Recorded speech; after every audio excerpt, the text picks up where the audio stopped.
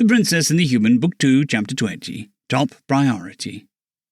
It wasn't as if Philippine had ever not respected Her Highness, but her respect had significantly grown. She knew her parents had a lot of work to do as well as other duties managing the country. She had seen them being busy and knew the same would eventually be expected of her as well, and she was learning all about it with her tutors. But she had never actually been directly involved in the process and just now realized the true scope of it all. She had been told that the princess was responsible for only Homne's foreign matters, but she had completely underestimated what that entailed. It wasn't just meeting ambassadors, negotiating, and eventually signing contracts afterwards. She did so much more than that. Countless treaties needed to be audited frequently, reports from advisors needed to be reviewed and occasionally discussed. She even drafted laws that she would send to her parents, and so much more. On top of that, she currently could only use 2 of her arms. Philippine couldn't even imagine how restrictive that had to be. And she also needed to do all of this while being bombarded with messages from high nobles containing requests that sometimes were so entitled that Philippine got embarrassed from just reading them. Was it normal for ducal clans to act like that? Raccoon isn't going to turn out like that, right? And apparently, those messages were already pre-sorted by the head maid. Just how could someone look at such a mountain of work to do, knowing they would only be able to do a small fraction of it before the day ended, and stay calm? And then there was also everything about Lady Nadine. She had absolutely no idea how she was supposed to process what the alien had told her. Remember, you're supposed to ask questions if you have some. Philippine flinched as she got suddenly called out. So far, she had mainly sat next to the princess while she worked, occasionally getting handed documents she was supposed to read. The current one was something she had seemingly spent a lot of time on, or her expression was just that telling. It's nothing important, Your Highness. Please, you have so many more important matters to think about. Don't worry about me. I'll figure it out. At least as soon as she knew what exactly she even needed to look up. The princess put her datapad away and turned her head. Lady Philippine, you're here to learn and help. You won't learn if you don't understand something, and you can't help if you don't learn first. I don't doubt that you received a fine education, but actually doing it is something else. But it's really nothing, it's just something stupid, and you fear for your name's reputation by revealing, I assume, what you consider embarrassing ignorance. Yes, she admitted, after a short pause. In that case, I have a message for you, from Nadine. The young heiress perked up. Believe it or not, the heiress continued, but she expected exactly this to happen. Anyway, there is a human saying, he who asks may be stupid, but he who doesn't ask stays stupid. Well, I would choose different words were I to use this phrase in public. The point stays. You're here to learn. You're no fool for not knowing that what you've never been taught. I understand, Your Highness. See, what I don't get, why are there always these huge gaps in the schedule? It feels like something I should know. Am I overlooking something obvious or? The princess was quiet for a while. Do you know what hyperlanes are? She eventually asked. No. Ah, then we found the issue. Philippine listened in astonishment as she, for the first time, heard about the complex phenomenon that connected the different solar systems with each other, and that was the only reason the Alliance could even exist in the first place. I had no idea. You can get anywhere on Hanley within half a day and talk to anyone anywhere. She picked up her datapad again. Then these 47 days in the table, for example, that's how long it takes just to even get an answer. The messenger needs to get from here to the entrance point, jump, pass through the bridgeway, jump again, pass another bridgeway, jump again, send a message, wait for an answer, and then do everything again in reverse. And the example you picked is a message that could send digitally via a relay station. If this was something that required them personally to go to the planet, it would be even more. We are lucky, but some planets are quite far away from their entrance point. Philippine was at a loss for words. She had completely underestimated what visiting a different planet truly meant. I guess I should have anticipated that you wouldn't know. Interplanetary matters bear no relevance to someone in your standing, except maybe when you put your name on an import list. She wasn't wrong. She had never really learned about this, nor had she really cared for the stars above. That had only really changed when she had seen Lady Nadine during the broadcast of the trial, and for the first time realized what fascinating discoveries she maybe could make there. And now she lamented the fact that someone of her standing could never hope to see beyond the planet's borders. Anyway, I now have a meeting with the head of the Royal Research Institute. I trust you know what a priority order is. Yes, Your Highness. Priority orders are a widespread organizing method commonly used for... She interrupted herself as the princess raised her hand, signaling her to stop. This was not supposed to be a quiz, the princess clarified, and sent a file to her datapad. I want you to try and make one. You may ask the servants for anything you might need. I'll check your work once I come back. And with that, she left. For a while, Philippine just stared blankly into the air. She hadn't expected that Her Highness would give her such an important task, and then trust her to do it. Sure, she had said that she would check it, but what if she did was unusable? Wouldn't she just create more work? No, calm down. It's just a priority order. You know how these work. She looked at the case. It was about as big an investigation the princess wanted to carry out on a planet called Erios. Philippine had no idea what species it belonged to, but then again, she barely knew the aligned species anyway.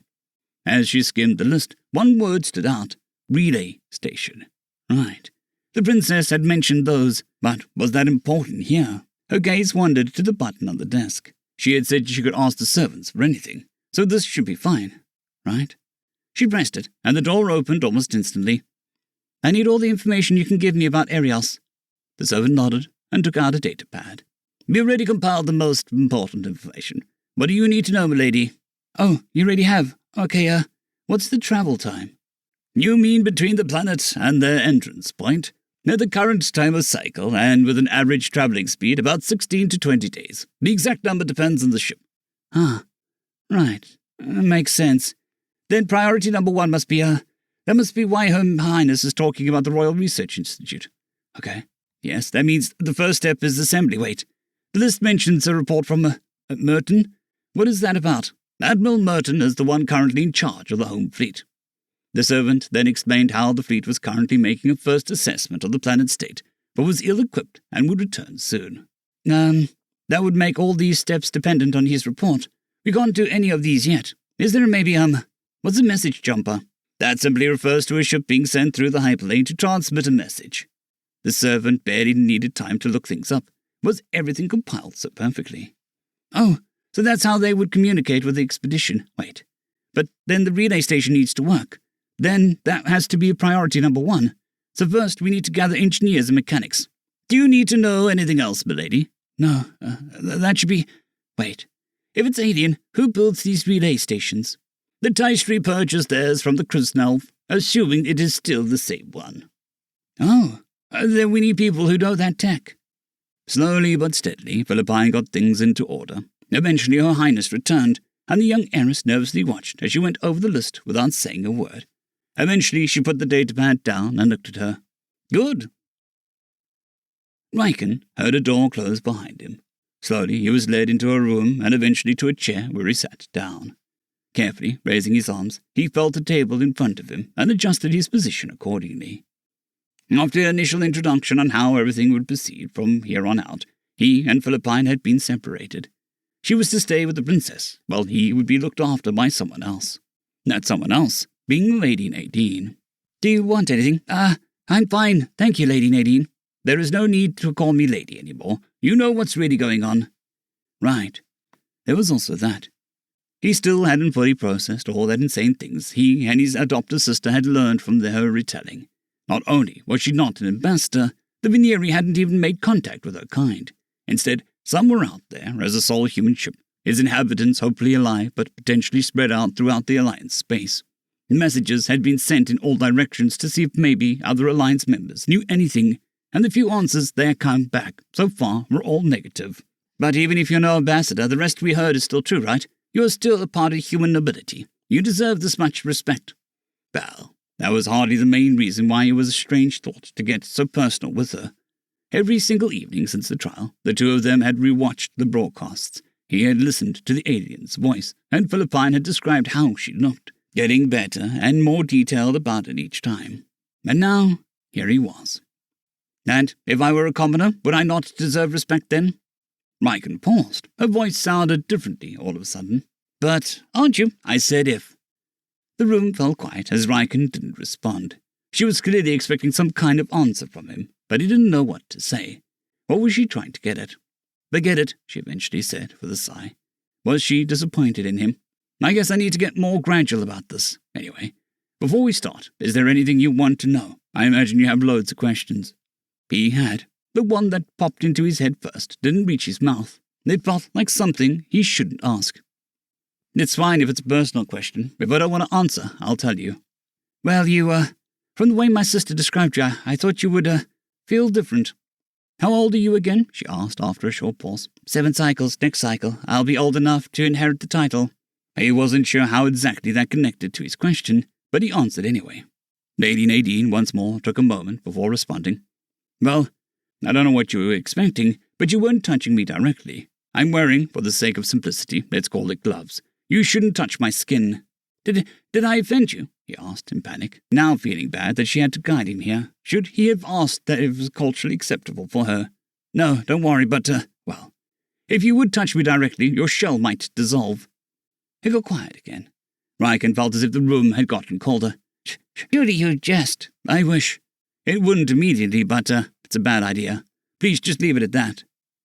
Her voice sounded different once more. This new tone made all the other questions he had left feel irrelevant. But speaking of feeling, how much exactly do you feel? Like the table, for example. Can you feel the object itself, or just the resistance? Or when I led you here, did you feel the material of my suit, or did you just feel the friction? I apologize. I don't understand the question. I see. Well, with all the screens, Braille would have probably been a fool's endeavor anyway, since you only use screens. What I really don't get is why there is no text-to-speech.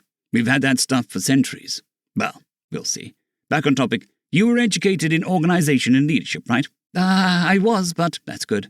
There's a lot to do. We're about to launch a large-scale investigation on a different planet, and we need to be meticulous. So, Her Highness is doing all the organizing while I make sure everyone knows what they need to.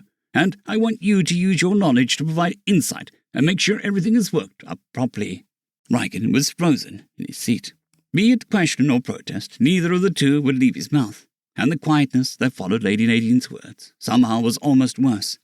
But then she spoke once more, and her tone was once again different. It was soft.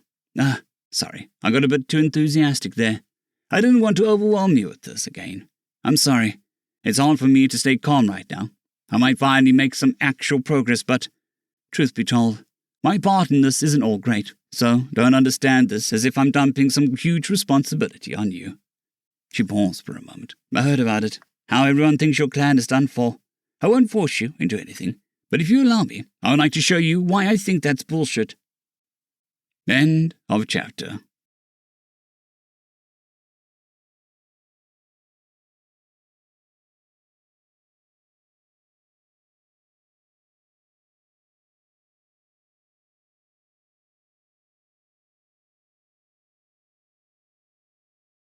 I'd greatly like to thank our Tier 5 channel members, Casper Arnholtz, John Creighton, Manathayria, 050, Dragzoon W.R.E, and Elijah Silvercross.